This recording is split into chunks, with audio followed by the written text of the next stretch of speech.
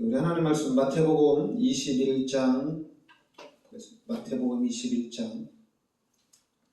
12절부터 17절입니다.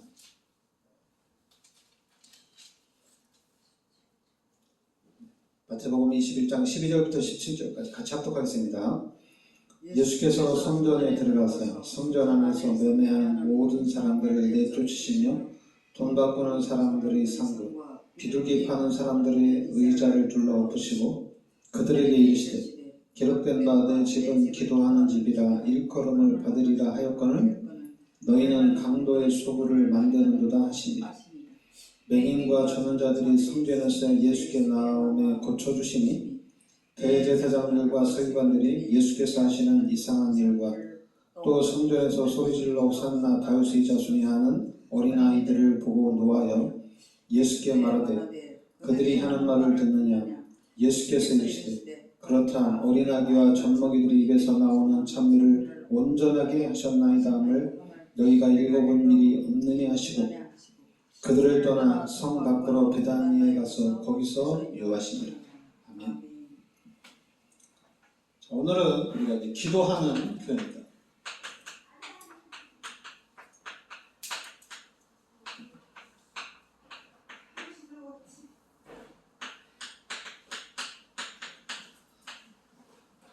자, 오늘 그 말씀에 보면 예수께서 성전에 들어가서 성전 안에서 매매하는 모든 사람들을 내쫓으시며 돈 바꾸는 사람들의 상과 비둘기 파는 사람들의 의자를 둘러 엎으시고 그들에게 이르시되 기록된 바 내 집은 기도하는 집이라 일컬음을 받으리라 하였거늘 너희는 강도의 소굴을 만드는도다.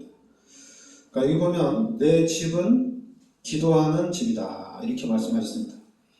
그럼 여기 성전에서 돈을 바꾸고 성전에서 비둘기를 팔고 성전에서 왜 매매가 이루어졌느냐?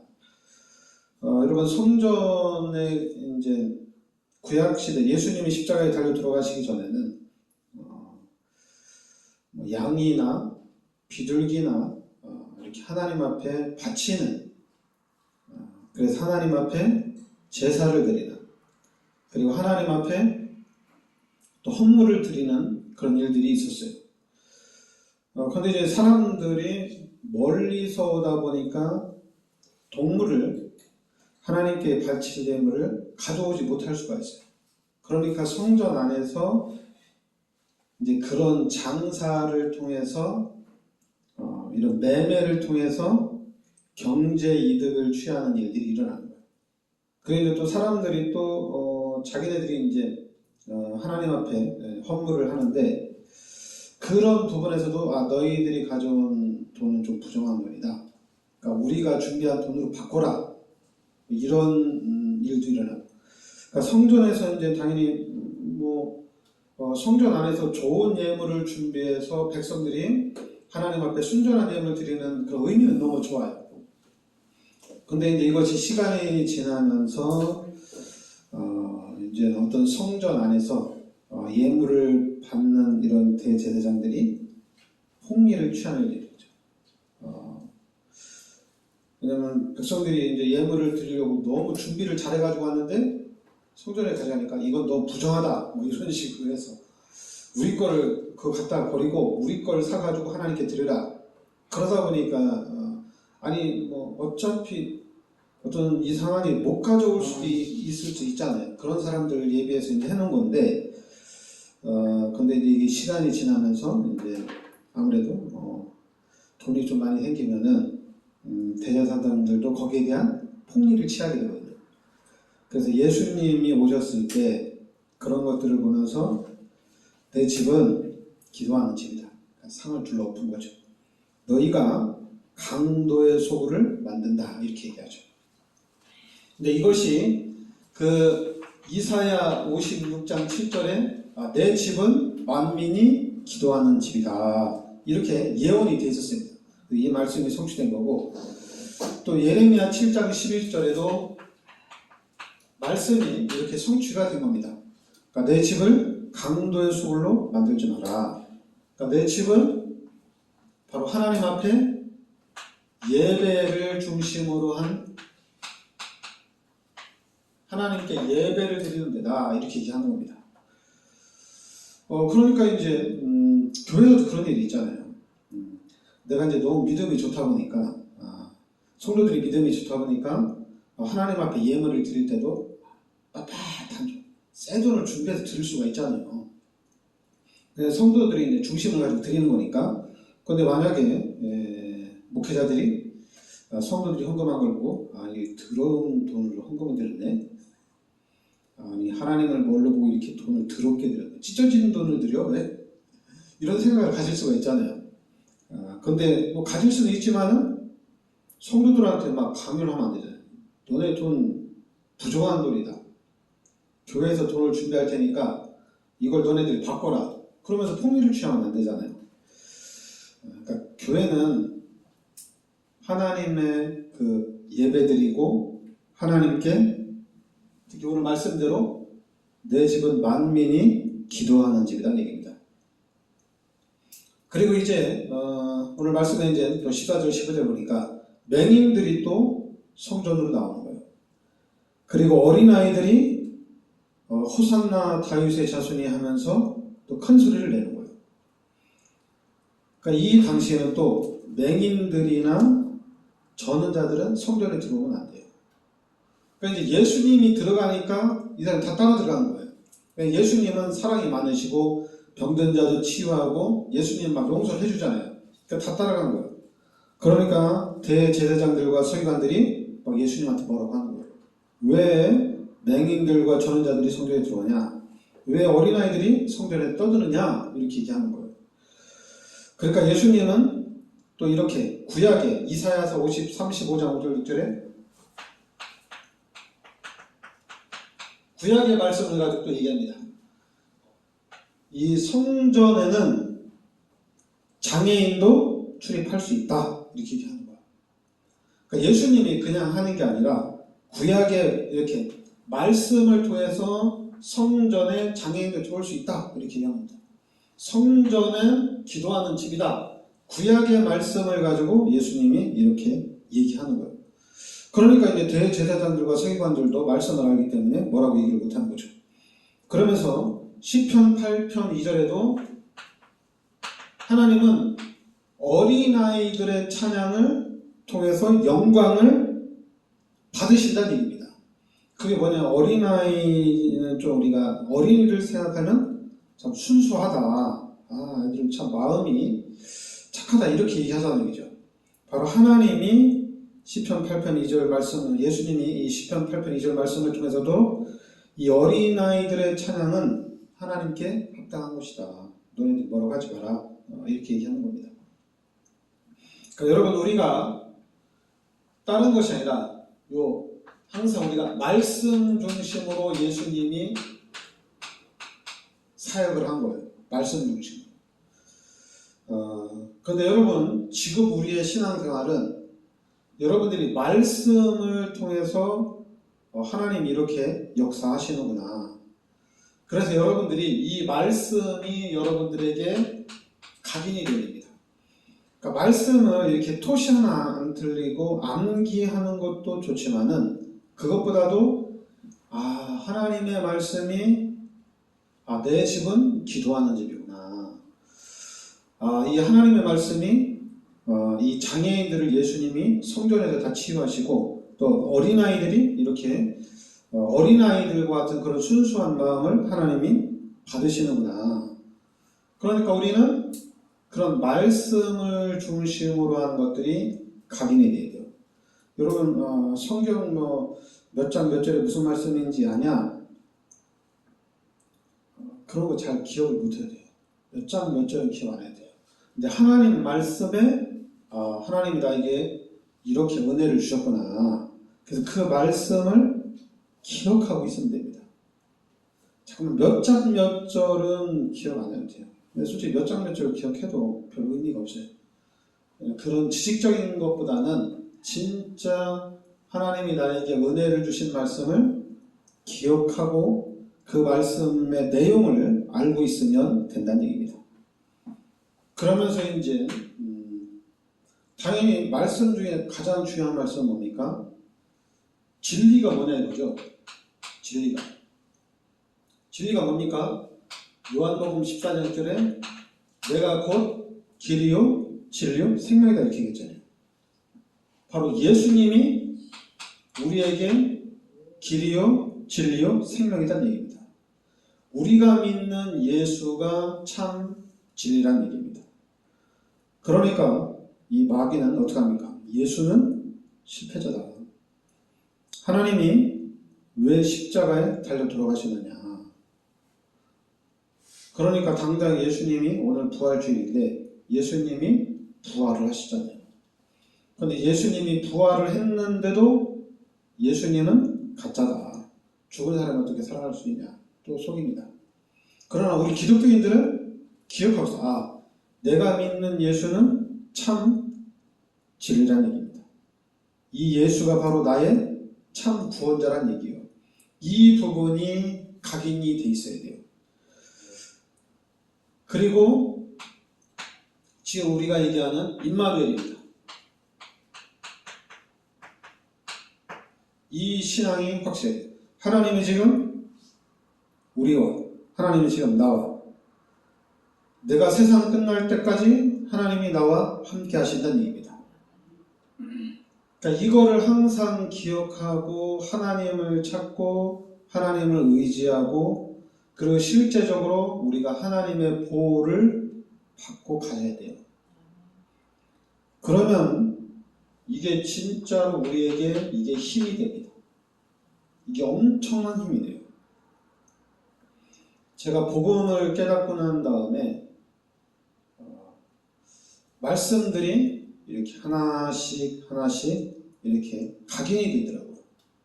전에는 막 은혜 받고 잃어버리고 그래서 여름에도 부흥회 한번 해야 되고 겨울에도 한번 부흥회 해야 되고 왜냐면 자꾸만 잃어버리니까. 그리고 또 이제 주기적으로 뭐 3개월이나 4개월에 한 번씩 또 집회를 하든지 기도원을 가야 돼요. 왜냐면 자꾸 잃어버리니까. 근데 이 복음을 알고 난 다음부터는 예배를 통해서 말씀이 하나씩 이 마음판에 새겨지는 거예요. 그래 말씀이 새겨지니까 그 말씀이 나를 지켜주는 거예요. 그러면서 가장 중요한 건 여러분들은 지금 이제 우리 단체에 엄청난 사건들이 막 터지고 있잖아요. 사건들이 막 터지고 있는데 여러분 아시겠지만은 가룟 유다에게 사탄이 들어간 겁니다. 그 사탄이 들어가서 예수를 팔 생각을 집어드는 거예요. 여러분 가룟 유다는 예수님을 따라다니면서 3년 동안 집중훈련 받은 사람이거든요. 아무리 예수를 믿지 않는다 하더라도 예수를 팔 생각하는 거는 이건 말이 안 되는 거예요. 왜냐하면 예수가 이스라엘 백성들도 예수가 그리스도가 아니냐 기냐를 떠나서 예수가 우리의 왕이 되면 좋겠다. 진짜 그러면은 예수님은 사랑이 많고 또 예수님은 어떠한 질병도 치유해주고 어떤 죄도 용서해주는데 예수님 왕이 됐으면 좋겠다 이런 마음을 다 갖거든요. 그렇다면 가룟 유다도 예수님을 팔 생각을 할 필요가 없거든요. 근데 예수님을 판 거예요. 그건 뭐냐면은 악한 생각을 한 거잖아요. 바로 사탄이, 그러니까 성경에는 사탄이 가룟 유다에게 들어갔다는 얘기입니다. 그럼 마찬가지로 우리가 실생활에서 실제적으로 귀신이 역사를 한다는 얘기입니다. 특히 이제 불신자들은 실제적으로 역사하는 거예요. 지금 또 새로운 드라마가 또 시작이 되는데 한동안 뜸하다가 지금 너무 구체적으로 불신자들에게 완전히 딱 맞게 귀신이 역사를 하더라고요. 한국에는 무속인이 귀신에 대해서는 제일 좀 가깝다고 봐요. 그 지금 이번 주에 시작이 되는데 시청률이 최고 좋아요. 불신자들은 공감이 가거든요. 그냥 귀신이 역사하는 거니까.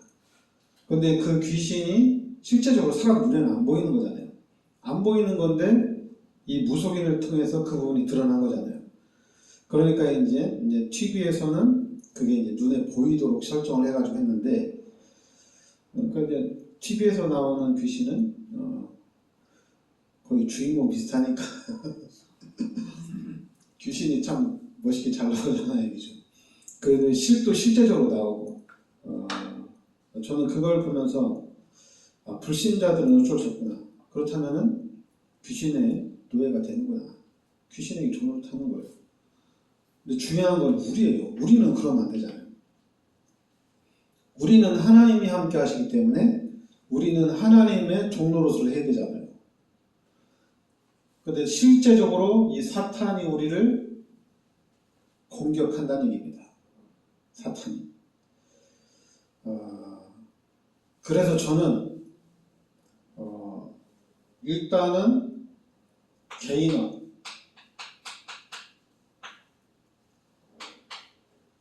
나를 지켜야겠다는 얘기입니다. 나를 지켜야 돼요. 그래, 나를 지켜서 내가 하나님께 제자가 되어야 됩니다. 그러면은 내가 제자가 되니까 이것이 현정화가 됩니다.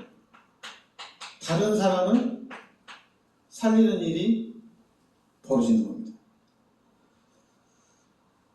복음을 깨닫고 난 이후에 이 복음만이 나를 지켜줄 수 있구나.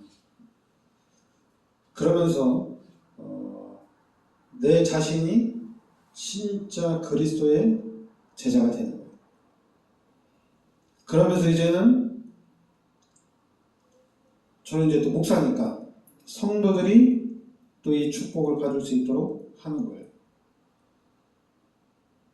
근데 이 부분이 말씀을 들으면서 복음 안에서 이게 확실하게 자리가 잡혔어요. 그래서 저는 어떻게 해야 되는지 그런 부분에 좀 답이 났어요. 그래서 여러분들이, 제가 여러분들한테 얘기하는 게, 여러분들이 구원받은 게 확실하잖아요. 구원받은 게 확실하면 두 번째는 예수가 그리스도라는 얘기입니다. 그리고 이제는 다른 거 아니에요. 임마누엘을 확실하게 누려야 돼요. 그래서 우리가 임마누엘의 증인이 되어야 됩니다. 그러면서 여러분 실제적으로 사단이 공격을 합니다. 우리가 방어를 해야 됩니다. 우리가 지켜야 됩니다. 나를 지키고 나의 가정을 지키고 나와 관계된 현장을 지켜야 됩니다. 그래서 저는 진짜 우리 여주 예전교회가 세계 복음하는 교회가 되기를 간절히 바랍니다. 그런 세계 복음하는 교회로 가려면은 진짜로 예수가 그리스도여야 되고 임마누엘을 확실하게 누려야 돼요. 전도를 해서 교회를 부흥시키는 것 가지고는 세계 복음화를 할 수가 없습니다. 지금 전 세계 교회가 엄청난 부흥 운동을 일으켰습니다. 그러나 세계 복음화까지는 갈 수가 없어요. 다 기복신앙이에요. 근데 우리 교회는 기복신앙이 아니라 좀 늦더라도 단단히 세워져 가야 된다는 얘기입니다. 한마디로 시험 주면 안 되잖아요. 마음으로는 시험, 상처가 받을 수 있어요. 육신을 가졌기 때문에. 그래도 빨리빨리 이겨나가야 되잖아요. 그죠? 근데 우리가 자꾸만 하나님이 살아계시는 왜 나한테 이런 어려움을 줍니까? 막 거기에 막 깊게 생각하고, 막 또 거기에 대해서 막 고민하고, 그렇게 시간을 허비하면 안 되잖아요. 그러니까 여러분, 진짜로 하나님이 함께 하십니다. 하나님을 계속 찾고, 하나님의 능력을 실제로 누리고, 그래서 우리 관계된 모든 사람들이 사는 그런 역사가 일어날 줄 믿습니다. 기도하겠습니다. 하나님은 살아계신 하나님이 성령으로 우리 마음속에 함께 하심을 믿습니다. 하나님, 우리가 오늘 말씀대로 기도하는 교회가 되게 하여 주시옵소서. 우리들 성도들 전체가 기도 속으로 들어가게 하여 주시고 기도 응답을 받고 임마누엘을 실제적으로 누리는 증인의 축복을 누리게 하여 주옵소서. 예수 그리스도의 은혜와 하나님의 크신 사랑과 성령의 내주인도 역사하시니 이 시대적인 축복 속에 들어와 있는 우리 전도자들 머리 위에 항상 함께 있을지어다. 아멘.